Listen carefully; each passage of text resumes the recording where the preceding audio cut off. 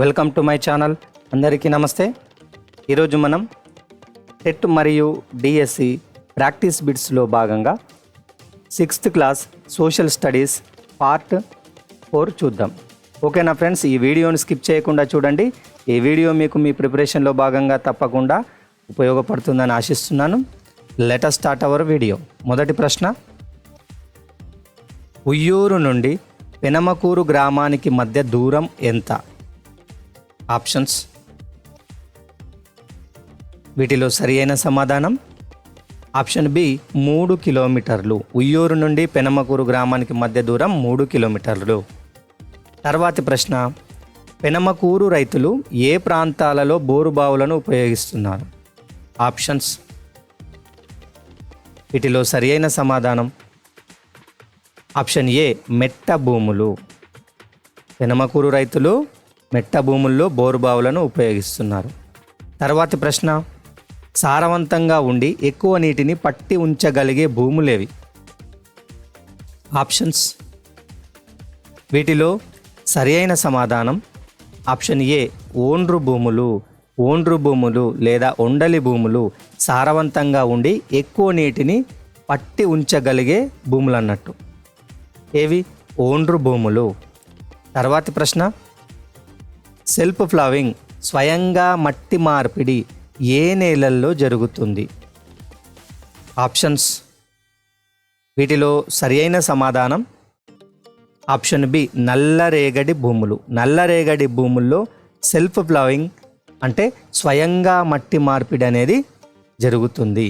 తర్వాతి ప్రశ్న, ఈ నేలలు ఆరిపోతున్నప్పుడు భూమి ఉపరితలం మీద పగుళ్ళు ఏర్పడతాయి. ఆప్షన్స్. వీటిలో సరి అయిన సమాధానం ఆప్షన్ బి నల్లరేగడి భూములు. నల్లరేగడి భూములు ఆరిపోతున్నప్పుడు లేదా ఎండిపోతున్నప్పుడు భూమి ఉపరితలం మీద పగుళ్ళు ఏర్పడతాయి. దీనివల్లనే సెల్ఫ్ ప్లవింగ్ అనేది మట్టి మార్పిడి అనేది జరుగుతుంది. తర్వాతి ప్రశ్న, నదులు నిక్షిప్తం చేసిన నేలలు ఏవి? ఆప్షన్స్. వీటిలో సరి అయిన సమాధానం ఆప్షన్ ఏ ఓండ్రు భూములు లేదా ఒండలి భూములు. నదులు నిక్షిప్తం చేసిన నేలలేవి? ఓండ్రు భూములు లేదా ఒండలి. తర్వాతి ప్రశ్న, పెనమకూరు గ్రామంలోని మొత్తం కుటుంబాలలో ఎన్ని కుటుంబాలకు 10 ఎకరాల కంటే ఎక్కువ భూమి ఉంది? ఆప్షన్స్. వీటిలో సరి అయిన సమాధానం ఆప్షన్ ఏ 10 కుటుంబాలకు. ఎన్ని కుటుంబాలకు? 10 కుటుంబాలకు. తర్వాతి ప్రశ్న, కోళ్ళ ఫారంలో కోళ్లకు నీటిని వేటి ద్వారా అందించడం జరుగుతుంది? ఆప్షన్స్. వీటిలో సరి అయిన సమాధానం ఆప్షన్ సి నిప్పల్స్. నిప్పల్స్ ద్వారా కోళ్ళ ఫారంలో కోళ్లకు నీటిని అందించడం జరుగుతుంది. తర్వాతి ప్రశ్న, పెనమకూరులో వీటికి ఆహారాన్ని అందించడానికి కన్వేయర్ బెల్ట్ వాడతారు. అంటే పెనమకూరు గ్రామంలో వేటికి ఆహారాన్ని అందించడానికి కన్వేయర్ బెల్ట్ను వాడతారు? ఆప్షన్స్. వీటిలో సరి అయిన సమాధానం ఆప్షన్ సి కోళ్లకు. కోళ్లకు ఆహారాన్ని అందించడానికి కన్వేయర్ బెల్ట్ను వాడతారు. నీళ్లు అందించడానికి నిప్పల్స్ వాడతారు. తర్వాతి ప్రశ్న, పెనమకూరు గ్రామంలో ఉన్న కోళ్ల ఫారంలో ఎన్ని వేల కోళ్ళున్నాయి? ఆప్షన్స్. వీటిలో సరి అయిన సమాధానం 80,000 కోళ్ళున్నాయి. మొత్తం ఎన్ని కోళ్ళున్నాయి? 80,000. తర్వాతి ప్రశ్న, వరి పంటలో బాగా దిగుబడిని ఇచ్చే వరి వంగడం ఏది? ఆప్షన్స్.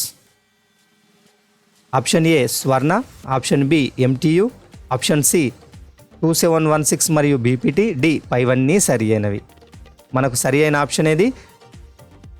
ఆప్షన్ డి పైవన్నీ సరి అయినవి. అంటే స్వర్ణ, ఎంటియు, 2716 మరియు బీపీటీ అనేటివి వరి పంటలో బాగా దిగుబడిని ఇచ్చే వరి వంగడాలు. తర్వాతి ప్రశ్న, కోస్తా తీర మైదానము ఏ రాష్ట్రంలో ఉంటుంది? ఆప్షన్స్. సరి అయిన సమాధానం ఆప్షన్ డి ఆంధ్రప్రదేశ్. కోస్తా తీరం అనేది ఆంధ్రప్రదేశ్కు చెందింది. తర్వాతి ప్రశ్న, వర్షాకాలంలో చాలా జిగురుగా ఉండి చాలా వరకు తేమను పోగొట్టుకోకుండా ఉండే నేలలు ఏవి? ఆప్షన్స్. వీటిలో సరైన సమాధానం ఆప్షన్ సి నల్లరేగడి నేలలు. నల్లరేగడి నేలలు వర్షాకాలంలో చాలా జిగురుగా ఉంటాయి మరియు తేమను పోగొట్టుకోకుండా అంటే తడిదనాన్ని పోగొట్టుకోకుండా ఉంటాయి. తర్వాతి ప్రశ్న, కృష్ణానదికి భయంకరమైన వరదలు రాని సంవత్సరం ఏది? Options: option A 1997, B 2006, C 2008, D 2009. Correct option ఏది మనకి ఇక్కడ? ఆప్షన్ సి అంటే 2008లో కృష్ణానదికి భయంకరమైన వరదలు రాలే.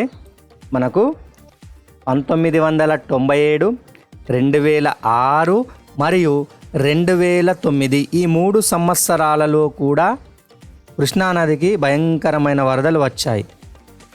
కాబట్టి రాని సంవత్సరం 2008. తర్వాతి ప్రశ్న,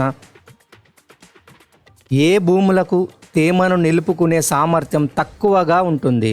చూడండి, ఏ భూములకు తేమను నిలుపుకునే సామర్థ్యం తక్కువగా ఉంటుంది? ఆప్షన్స్: వీటిలో సరియైన సమాధానం ఇసుక భూములు. ఇసుక భూములకు తేమను నిలుపుకునే సామర్థ్యం చాలా తక్కువగా ఉంటుంది. తర్వాతి ప్రశ్న, ఈ భూముల్లో వరి పంట సరిగ్గా పండదు.